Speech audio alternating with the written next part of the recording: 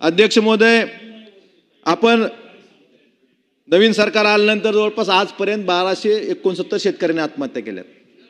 का आत्महत्या केल्यात ह्याचा कधी सरकारने विचार केलाय का? कर्जमाफीची घोषणा झाली, कर्जमाफी होणार म्हणून सांगितलं. सन्माननीय मुख्यमंत्र्यांनी मध्यंतरी सांगितलं की कर्जमाफीला काही नियम असतात आणि योग्य वेळ.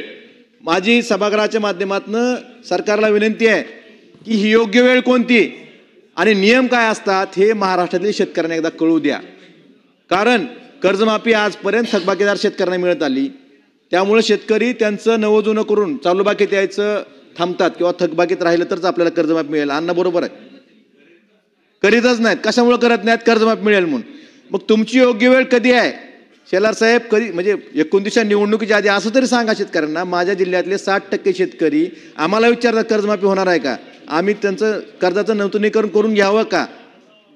त्यामुळे ह्या बाबतीत स्पष्टता येणं गरजेचं आहे. एक तर कधी करणार ही योग्य वेळ सांगा आणि नियमही सांगा. नियम आणि योग्य वेळ हे सरकारनं जाहीर करावं, मग शेतकरी त्या पद्धतीनं काम करतील असं मला वाटतं.